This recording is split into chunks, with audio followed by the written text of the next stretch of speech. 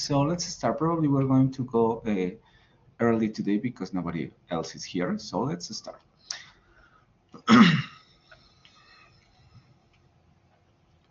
Okay, so for today, this is our fourth session, and we are going to talk about topics for week 4, which is this one. Okay, let's start with the explanation for today's lesson. Okay, today's program. Again, as you already know, we're gonna see the goal for today's class or today's review. Let me just see something because, okay. Then we're gonna talk about the last week topics or the things that you worked on last week. Then we're gonna do a practical activity. In this case, we are gonna work especially in future tense because I want you to remember all the forms in English in which we can talk about the future. Then we're gonna have a space for doubts. We're gonna talk about next week activities. We're going to do a summing up, and then we're going to have again a space for doubts. So let's start with today's goal. Well, we will make, as you already know, we will make a general review of the main topics seen in Unit 4 and 5 on the Cambridge platform, because these 2 units were the main objective for yesterday. Until this point, we are with the first 5 units on Cambridge platform. So today we're gonna see the Unit 4 and Unit 5. Okay, last week. In the Unit 1, Unit 2, and Unit 3, we learned these kind of things that I think are the main. Sorry. Okay. I don't know why I was hearing my voice. So these were the main how can I say it? The main topics that we learned in the first 3 units. In terms of vocabulary, you learn words for describing people. I don't know, for example, outgoing, if I'm not wrong, outgoing, cheerful, and all those kind of adjectives. Let me remember some of them. Intelligent, brave, honest, etc. Then you learn how to talk about personal information like be born, be into. We learn some specific verbs to talk about that kind of things. Be married, be raised, be single. Then you things to learn some words to talk about possession, or not words to talk about possession, but adjectives to talk about the characteristics of the things that we possessed. Then you learn something about tech features, screen, sync, I don't remember, a device, those kind of words. Then you worked with city features, bridge, if I'm not wrong, bridge. You also learn sidewalk. I don't remember the other words. And then you learn something about transportation features, verbs, also some vocabulary for specific transportation or specific actions that we do while waiting for the transportation. Probably the main one was be at the bus station, be in the train, be, well, those kind of words. And in terms of grammar, I think that in this case, information questions and indirect questions. And also, I remember that I told you that the main topic in this case is indirect questions, and that you had to be very careful with the structure of indirect questions, because we need to remember the way in which we need to structure those kind of sentences, because we have to follow a specific order inside the sentence with indirect questions. Then we also reviewed the present perfect tense with these adverbs ever, never, for, since, yet, and already. You also reviewed something about articles, grammar in terms of grammars. When do we use when we use articles, indefinite articles, and also the definite article, which were the main point of this lesson. Then the other specific grammar topic that you saw and that I told you that it was important to review was modals for advice. Uh, if I'm not wrong, we saw should and can to talk about advices. So these were, in general, the main points or the principal points that you worked on in the previous 3 units. And for this week, you need to, or you needed to do the unit 4 and the unit 5. And let's start with these 2 units. Okay, so unit 4 is divided in 3 lessons. As I told you before, I don't know why, but in this case we don't have a lesson 3 neither. So we only have 3 lessons. But the first one, 3 lessons: lesson 1, lesson 2, and lesson 4. We don't have the lesson 3. So lesson 1 was house or pricing. Lesson 2 was a Peruvian adventure, and lesson 4 was business and pleasure. And we have here the main points for each of these units. For household pricing, I think these 2 lessons were very important. Well, I think every lesson has something to teach us and something to remember us in terms of grammar and in terms of vocabulary that it's very important for us. For example, in this case, for the first lesson, describing opinions and reactions. And a very good grammar topic was the difference between adjectives that ends with ed and the adjectives that ends with ing. The difference between those kind of adjectives. The adjectives that we use to talk about my feelings. For example, I don't know, I am frustrated right now. And the adjective that we use to talk about how the situation, the thing, or the object makes me feel. For example, I don't know, my homework is frustrating. So I'm frustrated because my homework is frustrating. Then you learn how to talk about predictions, and I think this is a very important topic. That's why I want to focus on the future, because in this case we need to review all the ways that we have in English to talk about the future, because you see, or you saw in this unit, just 1, 2, 3, 4 ways to talk about the future, but we have more. So it's important for us to remember all of that. So predictions with be going to, and also predictions with will. Again, we need to remember that in this case we're talking about the future. Just in terms of future, be going to and will have specific semantic features that we need to remember in order to use them correctly. Then for you, lesson 2, we have vocabulary to talk about making decisions and plans. We're going to try to remember some of them. And then again, you work with future, but in this case, you learn how to use will with sudden decisions, which I think is the main meaning of will in terms of future, because principally we use will to talk about sudden decisions. The other kind of wills or the other kind of uses are not exactly transparent. We need to work on them. For example, for predictions, the kind of predictions that we use, that we can create or that we can make with will, we need to remember the characteristic of those predictions. But in this case, sudden decisions is the main meaning of this auxiliary. Then you learn how to use present continuous to talk about future plans. And I think this is a very important grammatical feature in this case.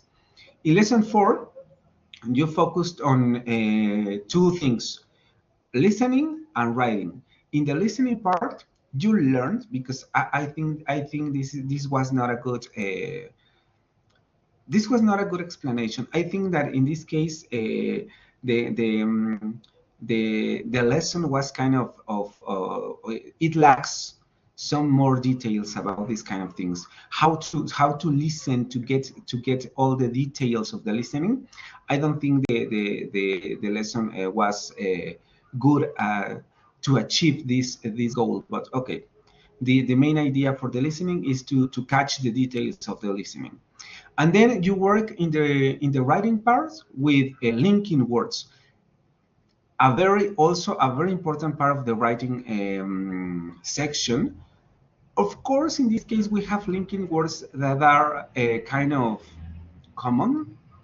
Okay, they are not such specialized, or they are not a very complex. They are not very complex words, because you have only probably the most common linking words in this section. But it's important for us because this is the first part in which we can understand that in a speech we need words to join sentences. Okay, and as in the lesson, you have this explanation, which was that linked words are used to mark or to create a flow in between the sentences, a sequence between the sentences, which actions was first, then which action was next, which action was at the end of the situation. So linking words in this section, I think, is also a very important grammatical feature that we need to remember. As I told you before, listening for details is not as good as the other one, which is linking words. So, and in the unit 5, we have 2 lessons. In this case, we don't have a final task. Lesson 1, which is lost and then found, and then lesson 2, which was help from a stranger. In the first one, you learn how to talk about losing and finding things. You had this kind of vocabulary, and then in terms of grammar, you learn how to use simple past. Okay. In lesson 2, help from a stranger, you learn some vocabulary about needing and giving help, and then you learn something also important, but I think it's more intuitive, because also in Spanish we have this difference, or this interaction between the simple past and the past continuous. In Spanish is almost the same use. Okay, when we use sometimes, or we use the past continuous to talk about situations in the past that were ongoing, or that were doing in a specific duration of the time. So that's why we use past continuous. And then simple past to talk about specific actions in the past. And in this case, we are talking about, how can I say this? Not only specific actions in the past, but also closed actions in the past. I mean, they are not ongoing, or they were not ongoing actions. They interrupted some of the ongoing actions, because you saw this kind of interaction, that we can create sentences in which we have a sentence with the past continuous, and then a sentence in the simple past. And usually the sentence that is in the simple past interrupts the action that is in the past continuous tense. And then you learn a very important difference between when and while. When we use when and when we use while, when we have this interaction. For example, a very important rule, we use when to introduce the simple past sentence, and we can use when and while to introduce the past continuous sentence. And I think this is a very important grammatical thing that we need to remember in this case. Okay, and that's it. Okay, you reviewed these sections, so let's work with that. First of all, we're going to watch this video. I shared with you this video in the Blackboard platform. So we're going to watch it, and we're going to try to make a summary for all the ways that we have in English to talk about the future. It's a very short video. I chose this video, sorry, because I think he gives a quick explanation of all the ways that we have in English to talk about the future. But of course, it is more complex than it seems to be. So let's try to talk about this in the next minute. So let me share with you the video.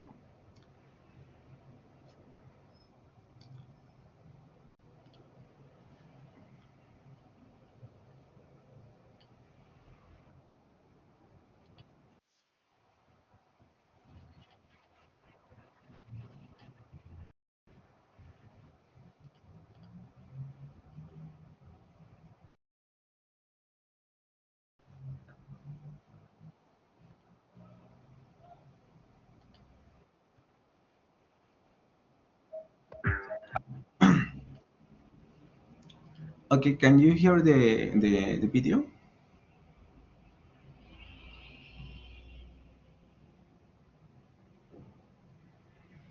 Is the audio okay? Can you hear it? I mean, in this case, it's in pause, but when it started, I don't know if you can, if you could hear it.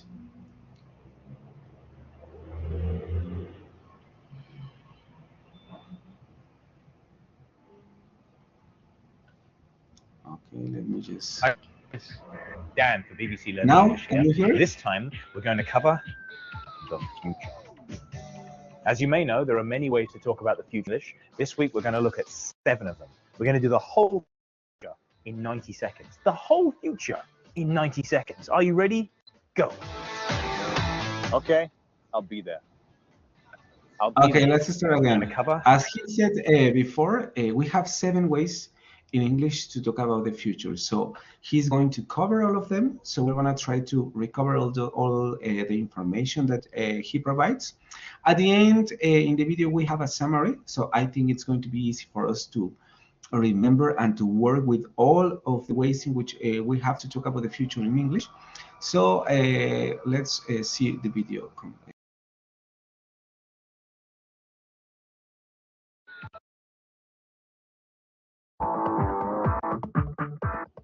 Hi guys, Dan for BBC Learning English here. This time we're going to cover the future.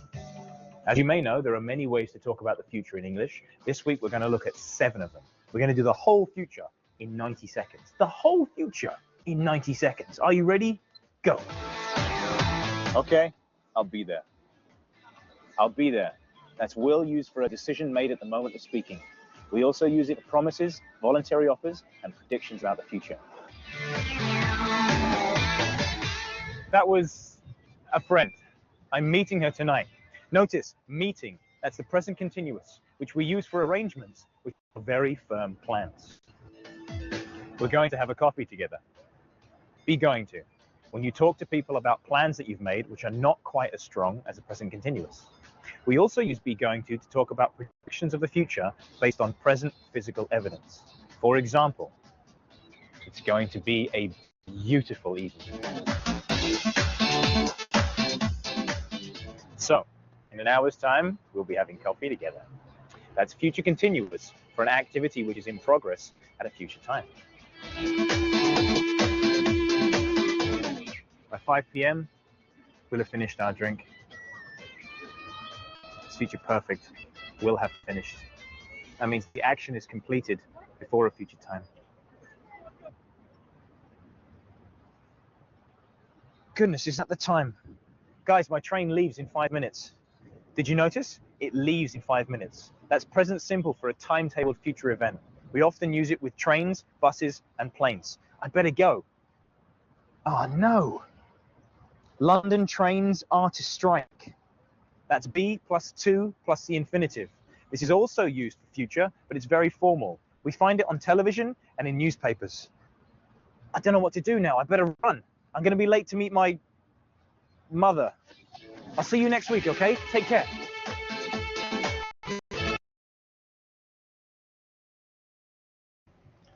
Let's go one by one. So we need to understand something about the future in this case, okay? He's talking about a grammatical structure to talk about the future.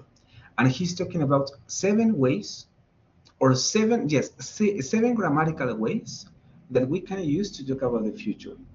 He talked about will. We can use will to talk about the future, which is probably the most common way in which we learn to talk about the future, but we need to be careful when we are using will, because as you saw in the unit 4, it is not exactly the same. I mean, we are not using will all the time that we want to talk about the future. We need to be careful with that. Then we have present continuous to talk about the future. You saw that. You saw also that in the unit 4. We can use the be going to form to talk about the future. You also saw this in the unit 4. So these three first ways to talk. These first three ways to talk about the future. You saw them in unit 4, and you learn some important semantic differences between them. We're going to review those in a moment. So then,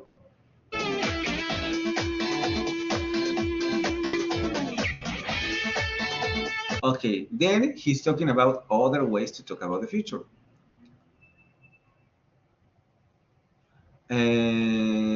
Yes, but in this case, you need to be careful because he's willingness, but in the moment, at the moment, when you have the willingness to do something that is raising into you in the moment. I'm going to explain this in Spanish because I don't know if I'm making myself clear in English. Se dice que lo utilizamos para voluntad, pero cuando tomamos la decisión o tenemos la voluntad de hacer algo en el momento. Por ejemplo, cuando vamos a ayudar a alguien, lo utilizamos para decir, I'll help you. Cuando decimos, I'll help you, es porque en ese momento nos surgió la necesidad o la voluntad de ayudar. Pero la característica de will es que siempre lo vamos a utilizar, la mayoría de las veces, en cosas que surgen en el momento. Por eso también ustedes vieron en la unidad número 4 que les decían, lo vamos a utilizar para predicciones, pero para predicciones en las que no tenemos evidencia. Entonces, como no tenemos evidencia, lo vamos a utilizar para ese tipo de predicciones. Lo mismo pasa con eso de la voluntad. Sí, pero es porque tenemos la voluntad de hacer las cosas en el momento. Cuando las cosas ya están agendadas, utilizamos otro tipo de tiempo. Tenemos la voluntad de hacerlas porque también ya las agendamos, pero es un tiempo diferente el que tenemos que utilizar. Entonces sí, pero solamente voluntad en el momento en el que ocurre la situación. Then you have here future continuous, which is obviously because we have there a future form. We use this conjugation to talk about the future. In an hour, we'll be drinking coffee together. En una hora nosotros estaremos bebiendo café juntos. Future perfect, another time, which is another tense, which is not very common in speaking English, but you can find this kind of conjugation in formal texts. I'm thinking about economic articles. I don't know, with numbers, with measures, with predictions about the future, or texts in which you can find some descriptions about situations that are happening in this moment and that are going to finish in the future, and we know when they are going to finish. So we can use this kind of tense, future perfect. Then we have present simple to talk about the future. In this case, it's a very specific use because we use present simple when we are talking about scheduled times, or as he said, a timetable actions. When we have the hour, when we have the time in which this is going to happen. So that's why we usually use present simple to talk about timetables for transportations. My bus leaves in 5 minutes. The plane or the flight is going to I don't know, the flight takes off at 5 p.m. So when we have a specific timetable, we use the present simple. And Then we have this one, which is not very common, but it's important to know it, which is verb to be plus to plus infinitive. London buses are to strike this afternoon. As he said before also, this is a very formal way to talk about the future, and it's a non-common way to talk about the future in normal speech. So, but it's important to know it because this is a structure that we use to talk about the future. So as you can see, in terms of grammar, we have a lot of ways to talk about these kind of things. Some of them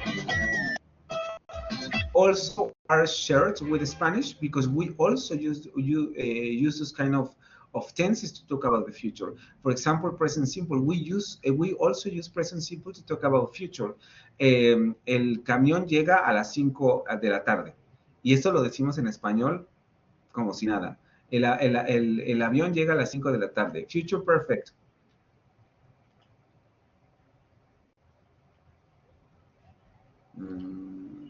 Wait, because I don't know why. Okay. Future perfect. A las 5 p.m. habremos terminado nuestra bebida. Habremos terminado. Futuro perfecto en español. Future continuous, lo mismo. En español utilizamos lo mismo. En una hora estaremos bebiendo café juntos, sin ningún problema.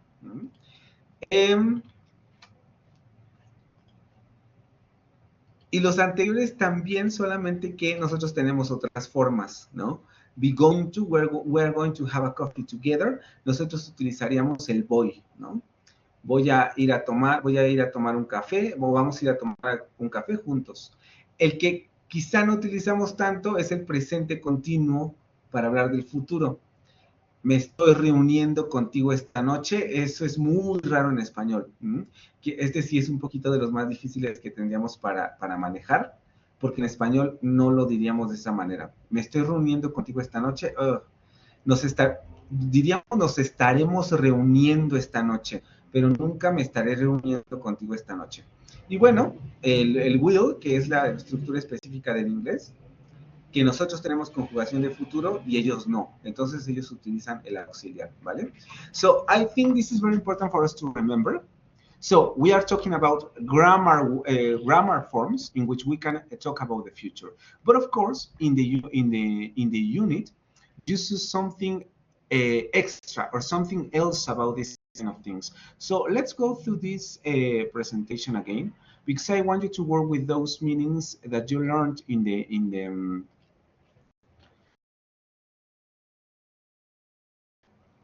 the unit, because this is very important for us. Okay, so first of all, you reviewed will and be going to talk about predictions. Does someone want to explain me what is the difference between will and be going to while talking about predictions? Or does someone remember what was the explanation about be going to and will when we are talking about predictions?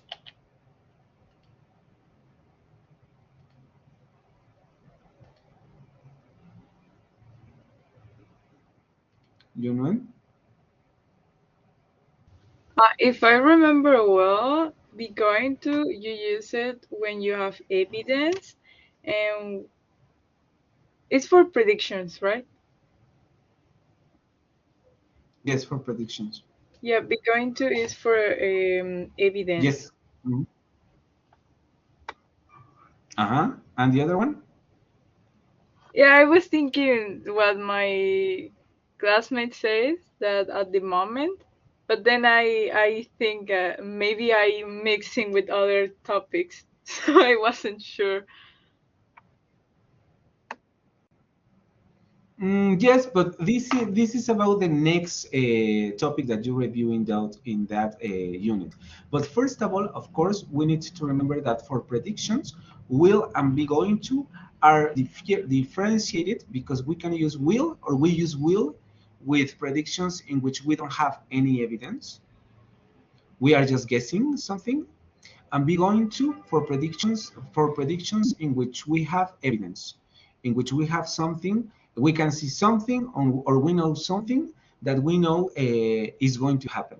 So this is the main difference between will and be going to in terms of predictions. And then you review the other difference between will and present continuous. Which is the difference between will and present continuous in terms of future? For example, you have here that will and present continuous. Which is the difference between will and present continuous while talking about the future? Not predictions, but about the future.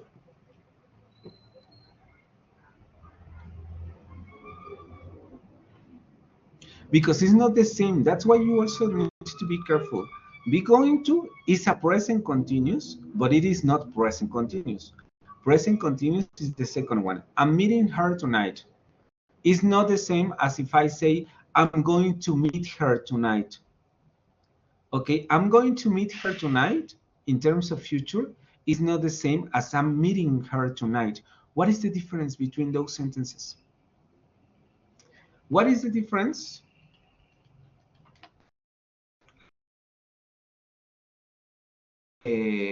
Reviewed in the lesson. If I say, I will, let me just write the sentences in the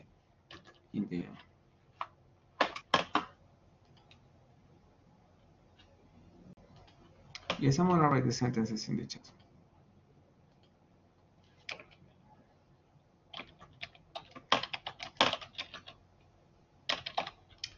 If I say, I will meet her tonight,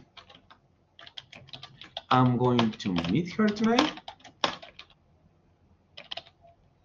or I'm meeting her tonight.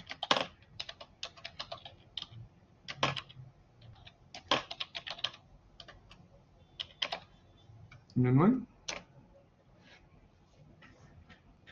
I check my notes because I make notes when I'm doing the lessons.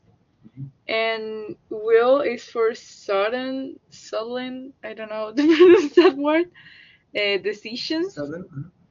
And be going to is for decisions that, well, plans that are already made or agreed. Exactly. And in the present continuous? I need to check that too. Okay. But I think that's I think present continuous is the one that starts in the present and continues in the future, or I'm mixing things again. Yes, in this case, yes. That's why it's very important for you to compare all the information that you have in unit form, because this is a very important fact about future in English. I will meet her tonight is for a sudden decision, or as Josue said in the chat, at the moment, a decision that you are making at the moment. Okay, right now I'm deciding that I will meet her tonight. But we can also have the possibility that it won't happen. Okay, that I don't know if something else come up, then I can avoid this arrange. Then we have I'm going to meet her tonight, which is a more how can I say this, Josue? All right, can you hear me? Yes, we can hear you. Thanks. Well, I have notes about that, and says that we can use becoming to and will or even want to make prediction about future. And also we can use becoming to for make predictions when you have evidence or when you know or can see something in the moment or right now, for example. And we can use I think and I don't think Another phrase, another important before a phrase. prediction to express an opinion. To express an opinion is very good, because in the unit they said that will is for exactly for predictions that expresses an opinions. Okay, but as I told you before, this is just predictions in which we don't have evidence. If this is a prediction in which we are just saying something because we believe in that, is just an opinion. So that's why we use will. And a very important feature that Josue remembers right now is exactly those phrases.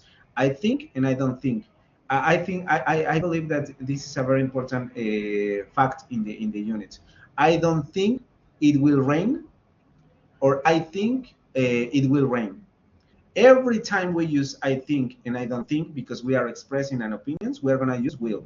That's an important grammatical feature. Okay, and that's good. But for example, in the sentences that I just wrote in the chat, do we have there an opinion or a prediction? Is this a prediction? Because this is the other important feature that you read in the. But let me just remember in which lesson. In lesson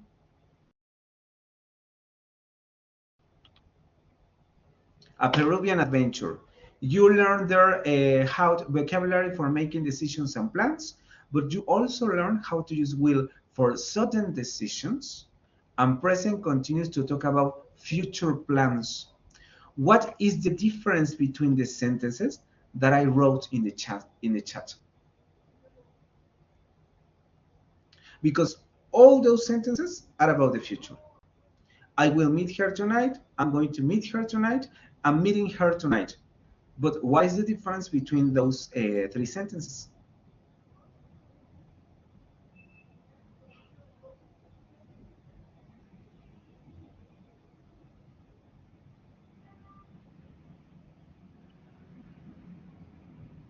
According to the notes or to the grammatical review that you did, what is the difference between those three sentences? Let's start with two sentences. What is the difference between I will meet her tonight and I'm meeting her tonight? The first one is with the auxiliary will, and the third one is with the present continuous tense. What is the difference?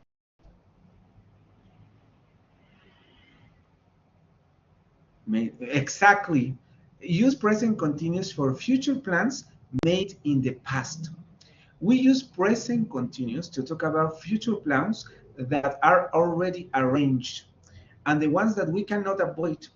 We have the hour, we made the plan, probably we have also the place. The other person knows that we are meeting at that point. So when we have a specific arrangement about the thing that is going to happen in the future, we need to use the present continuous. I'm meeting her tonight is because I'm gonna meet her tonight. I don't have any options, so I'm gonna do that. Okay, I'm meeting her tonight. That's why we use the present continuous. And then I will meet her tonight is for things that are not arranged, for sudden decisions. In this moment, I have the idea that I will meet her tonight, but it cannot happen. And the be going to form in this case, I'm going to meet her tonight, is between both of them, the other two sentences. It's a plan because probably we made a plan, I don't know, today, but it's not exactly arranged. We don't have hour probably, we don't have a place. It's just a plan that I have along the day. So I'm going to meet her tonight. That's my plan, and it's a strong plan, but it is not necessarily an arrangement. Okay, we don't have any arrangement, or we don't have any arrange. We didn't do any arrange before. Okay, so I don't know if this is clear for you. ¿Sí quedó claro esto?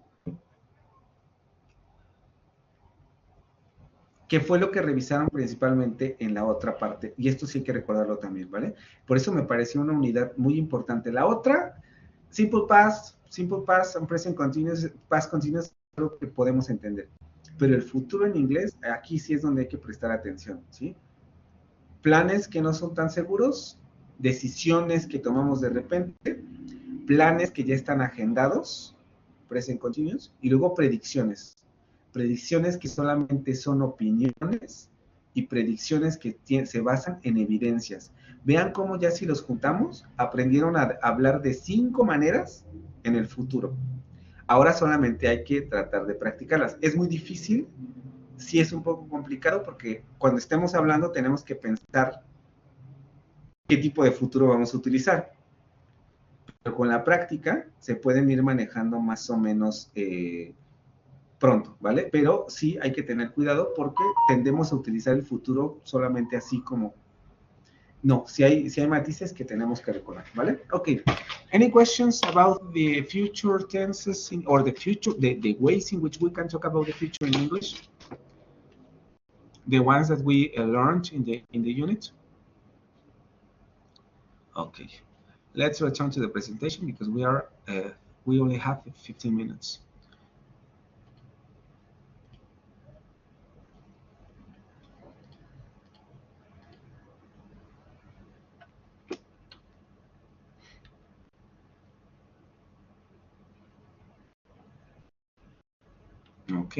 Okay. Next week activities. This is the middle week of the course, so it's that's why we have a very huge amount of activities. We have 3 units: a Unit 6, Unit 7, and Unit 8. As you already know, for each of the units, we have 2 activities. The first one, which is the general activity, a student's course, Unit 6, Impact, a student's course, Unit 7, Entertain Us, a student's course, Unit 8, Getting There. And then the progress test that is associated with each of the units. Unit 6 progress test, Unit 7 progress test, and Unit 8 progress test. Probably here what we need to be careful about is that for the weighting we have for each of the activities we have or each of the activity worth 0.50, and at the end of the week we need to get 3 points out of the 10 that we need to gain to pass the course. So again, I'm going to explain this in Spanish. Tenemos entonces 3 unidades, unidad 6, unidad 7 y unidad 8. Para cada una de estas unidades tenemos 2 actividades asociadas. La primera, que es la general, ya la conocen, y la segunda, que es el Progress Test. Entonces tenemos 6 actividades para esta semana. Cada una de estas actividades vale medio punto. Es la semana más pesada en términos de el scoring. Porque al final de la semana vamos a obtener 3 puntos.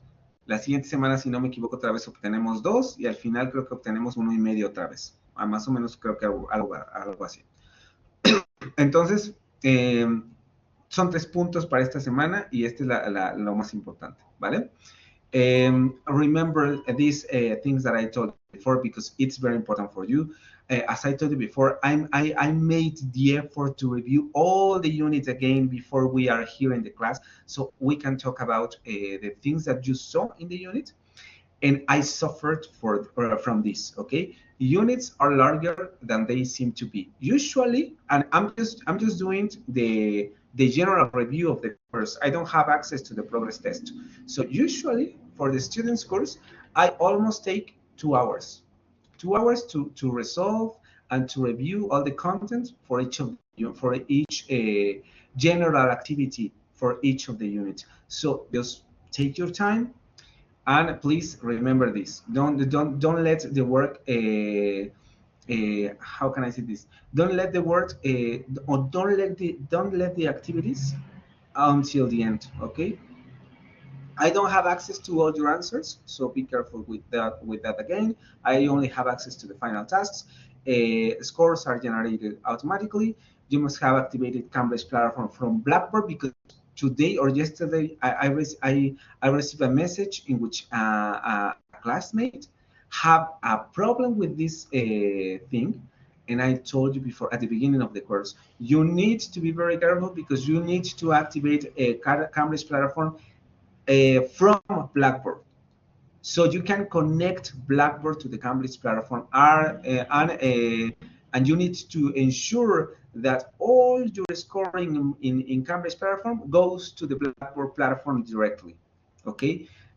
And I have a case in which a student didn't do this. So be careful with that. Access code. Okay. Have you had any problem with Cambridge platform until this point? ¿Han tenido algún problema con la plataforma o todo sigue bien?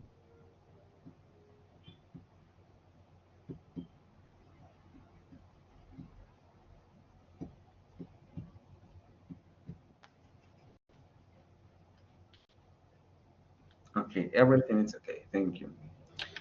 Okay, let's go with the summing up. And I don't know, Abraham, are you here?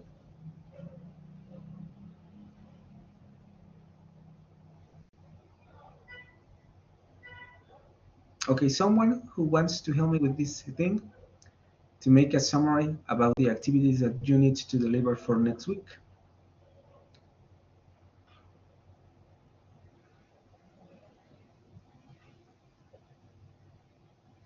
No one?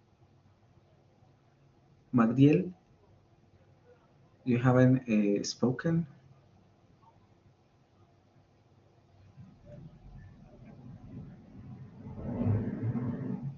I'm here. Could you do a summary about the activities that you must do for next week?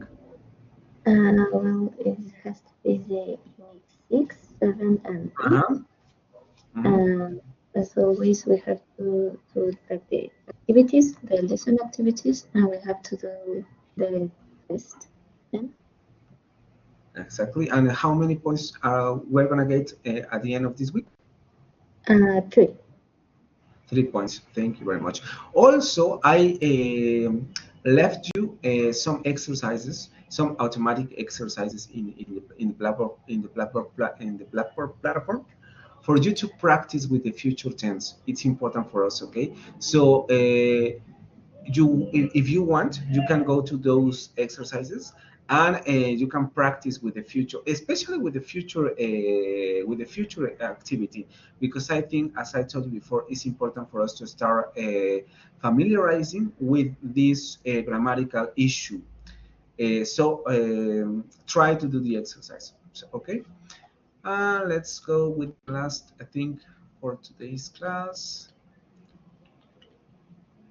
Okay, any questions about the activities that we need to deliver for next week? As I told you before, this is a very easy course. Okay, probably the main point of the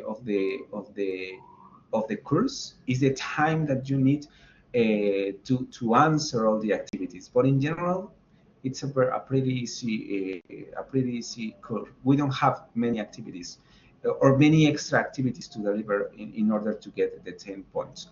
So any questions about the activities or the grammatical review?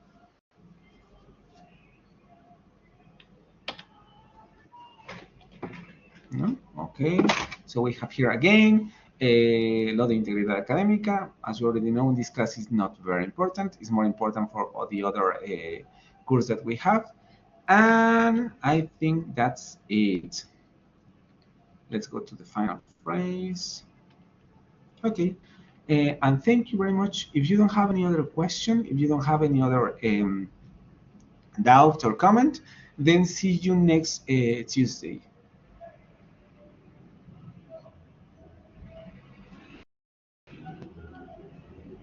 Thanks. Have a good night. Bye bye. See ya.